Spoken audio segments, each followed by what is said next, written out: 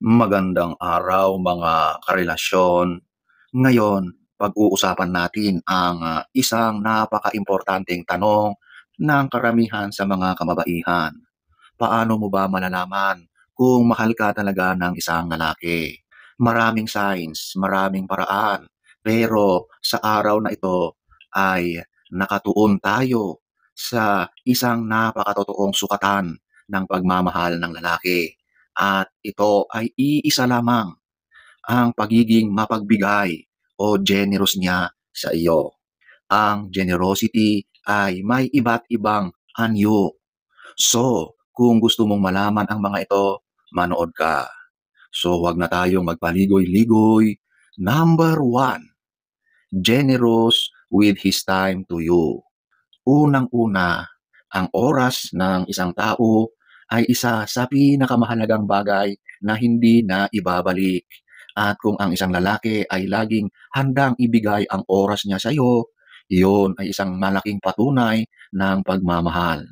Isipin mo, sa panahon ngayon, lahat busy. May trabaho, may career, may pamilya, may mga personal goals. Pero kung mahal ka niya, kahit gaano siya kabisi, gagawa at gagawa siya ng paraan para makasama ka. Ang lalaki na tunay na nagmamahal ay hindi laging naghahanap ng perfect time dahil para sa kanya, ang time na kasama ka, yun ang perfect sa kanya. Kaya kung nakikita mong consistent siyang nagbibigay ng oras sa'yo, huwag mong baliwalain. Tunay ang kanyang pagmamahal sa'yo. Number two, generous with his efforts. Kasi pwede kang sabihan ng mahal kita, pero kung wala namang ginagawa, hanggang salita lang yun. Kapag mahal ka niya, makikita mo ang efforts sa simpleng mga bagay. Sinusundo ka kahit malayo. Tinutulungan ka sa mga problema. Iniisip niya kung paano ka mapapasaya at lagi siyang nag-iisip ng paraan para maging okay ang relasyon nyo. Mahalaga dito ang consistency. Hindi lang sa umpisa ng panliligaw, kundi hanggang sa tumagal ang relasyon. Kasi ang lalaki na totoo, hindi lang sa simula nag-e-effort. Kahit komportable na kayo sa isa't isa, patuloy pa rin siyang naglalagay ng effort para mapanatili ang spark at pagmamahalan ninyo.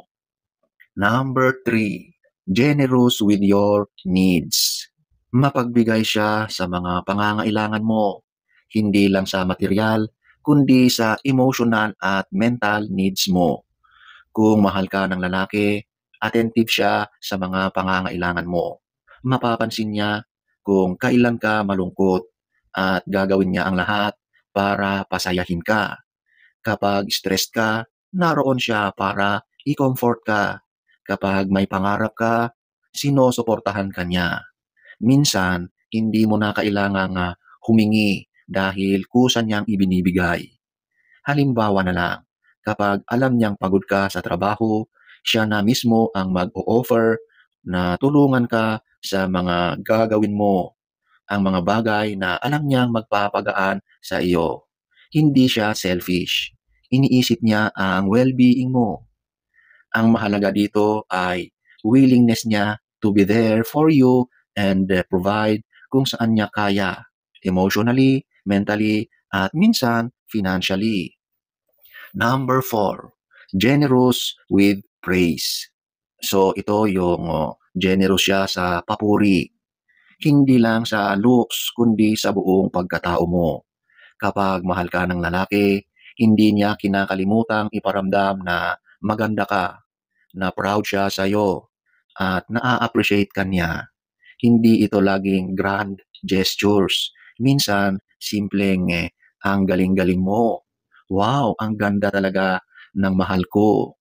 Ito ay sapat para ipadama sa iyo na nakikita niya ang value mo. Mahalaga ito kasi ang babae, kapag walang affirmation, minsan nagdududa sa sarili. Pero ang lalaking tunay na nagmamahal, nandyan siya para i-build up ka. Kapag may achievements ka, siya ang number one cheerleader mo. Kapag may insecurities ka, siya ang unang nagpapaalala ng mga strengths mo. Isa ito sa mga common love languages. Words of affirmation. Ibig sabihin, maraming tao ang nakakaramdam ng pagmamahal kapag pinupuri sila at naririnig nila ang appreciation. Number 5, generous with finances. Generous siya sa finances, pero malinaw. Hindi ito tungkol sa pagiging gold digger. Kapag mahal ka ng lalaki, natural lang na gusto niyang i-provide kung kaya niya. Hindi niya sinasabing siya lang ang may obligasyon, pero kusang loob niyang gustong i-share kung ano ang meron siya. Hindi ibig sabihin lagi siyang gagastos ng malaki. Minsan, simpleng treat lang, simpleng pasalubong, o simpleng pagbayad ng pagkain kapag kumain kayo sa labas. Ang mahalaga, hindi siya madamot. Hindi niya ipaparamdam sa iyo na utang na loob ang lahat. At higit sa lahat, hindi siya nagbibilang at bandang huli ay naniningil. Ang healthy relationship ay hindi nasusukat sa amount ng pera na ginagastos, kundi sa willingness ng parehong tao to share. Kaya kung nakikita mong hindi siya madamot at bukas siya sa pagbibigay kahit maliit lang, that is love in action. At tandaan ito, ladies, kapag madamot sa iyo ang lalaki, hindi kanyan mahal. Number 6, generous with gifts. So ito yung generous siya sa pagbibigay ng mga regalo. Hindi ito laging mamahaling bagay. Minsan, handmade lang. Minsan, simpleng sulat na sweet. Minsan, bulaklak na pinulot niya or pinitas sa daan. Pero lahat yon ay may halaga dahil galing sa puso. Ang regalo ay simbolo na iniisip ka niya kahit wala ka. Kapag may okasyon, hindi siya nakakalimot. Kapag ordinaryong araw, minsan may pa-surprise pa rin siya. Ang mga ganitong gestures ay nagpapakita na mahalaga ka sa kanya at gusto niyang ipadama sa iyo kahit sa maliliit na paraan. Gift giving is another form of love language.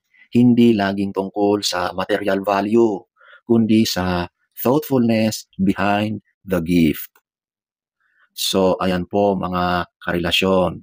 Kung gusto mong malaman kung mahal ka ng isang lalaki, tignan mo kung paano siya maging generous sa iyo. Sa oras, sa effort, suporta, papuri, at simpleng mga gestures. Ang pagiging mapagbigay ay hindi dahil sobra-sobrang meron siya, kundi dahil sobra-sobra ang pagmamahal niya sa iyo. Kaya sa isang relasyon ngayon, obserbahan mo, generous ba siya o hindi? So sana ay nagustuhan nyo ang ating topic for today. Next story time, don't forget to subscribe.